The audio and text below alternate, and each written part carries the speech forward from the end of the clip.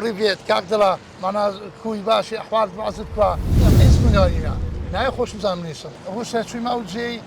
دينيسكو نوغانسكو دونباسو كرم امزو اسمو شارانا شركه داس بيكر امنسو لو رفيق وشته البيابو زود واسم هي زود جا مام على الدين يكيك لو كساني كزوبي ولاتا كان قراوة لناوشياندا ولاتي روسيا ك يكيك بولو ولاتانيك زورتي سرداني كردوا بلام اوي جيغاي سرنجا ليرا مام على الدين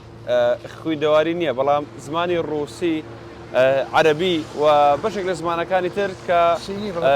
بكو خوشله سينيش باشا جابا لسربابا تشقفت تقول كثير لقلبكم مام على الدين اقرب بما باسكيت او شوازي كلاو خدا بوشوانا وصل لروسيا وريق روسيا 2012 بو من ثم يكم سفر بو موسكو لموسكو او كلانا ديت من ثم لموسكو ثم سان بيتربورغ تقريبا 2 ساعات بتياري له لموسكو وسان بيتربورغ بتياري لا سان بيتربورغ او كلانا ديتن والله يقول او كلانا دوسكر ولا كلاو دو كلاو كرينو انا بالمسين دسين يعني لروسيا تنها ديزاينر كتولي لا روسيا كريم بالمسين لسين او كراوما من كري بالمسين لسين عين لو قياسا دروس كتو هنا كم كراو مثلا كراي زوزور ريكو بيك تونوبان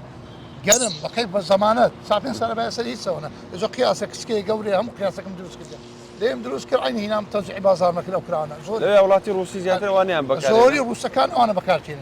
امن مثلا بلاس روسيا شوي موجي دينيسكو نوغانسكو دونباسو كرم امزو اسمو شارانا 2002 حتى 2000 تقريبا 20 للشركاء من نسموها او دولتنا مثلا هم قراي معنا مثلا هم اوكراني بونا عاجي روسيا مو دينيسكو نوغانسكو باشا بس يمكن شول فيريز بانا كان بيقول والله في روسيا كان مثلا روسي سومه زوري راهي جو خمده حسمي راجل قاسك زحمه نبو بالي والله زعمتها بريفيت كاردلا ياتي يا لبلو معنا يا لبلو زور مخوشه بريفيت معنا مرحبا بفري انا قلت لك سنيك دوش بفري انا قلت سنيك باران انا قلت دوش معنا بارانا خلنقه معنا ساده زور ساده انا ورد ورق هذه ورق مثلا خوشويستي مثلا ياتي يا لبلو معنا زور مخوشه مثلا بابا ماما برا سسترا هسه قرب رستيشي الروسي بوبلي باسي جوي سورام كيد جوي سورام بريفيت كاكدلا معنا كوي باشي احوال بعض كوا بريفيت بابا ماما برا سسترا روسي معنا مرحبا بابا ماما روسي ابين مثلا بين هوروبا فراس سنيكا سارده خرنقه سارده باشا الكرديش والنزيك قصدك روسي زور لكردي زور مثلا بابا وماما وهم روسي كرديا اما بسابين عين او سبين ساعه بس مور عني بين سمال بتلكتر عني بروسيش عين تلكترها بروسيش عني بين تلكتر يعني بابا وماما ودادو حميان كرديا هم كرديا زوري دستوري كزوري وش كرديا دستوري اخوانو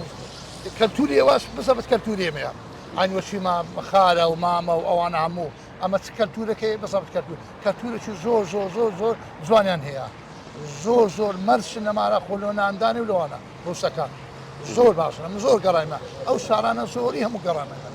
روسكان هم قرايمه بس لو شركتي زارو بيستي ام نسيبا شركه داس بيكر ام نسيبا لو رفيق وشته البيابو زود واسم هي زور كسني موسينيا بولات السين قراوي السين تسمى شنغهاي باشا تقولوا كوين دواري شنو بقرص كوين دواري مية من هيس كوين دواري مية ناي خوش مزامنيسا بس زوري بفكر كي هموش تكي بفكر سون كابرا مرديا ليرة كابرا كبخوش على جويليا برديتم انجليزيه زاني اننا شنغهاي بزربو امن او كابرا ديتو والله او ما كابرا لو انجلش ليبي كابرا ما لير ناي نادم ما لير امن او ديتوها خداريش نعا وشارنا حمو قراينا بس باكين زوره فاشين تقريبا 250 مليون شنغهاي 7 مليون يود زي ما شاء لك 12 مليون خسوره زي ما شاء لك بتمان لو زوانا برويت والله لما نجي سالا وانا برون لما نجي سالا بس من ما نجي ما بازي ما نجي داتي اوي شاما قتزي بازي ما لهشي ما نجي مداوا كديا بلوم بارك لحاوي كبريكتيا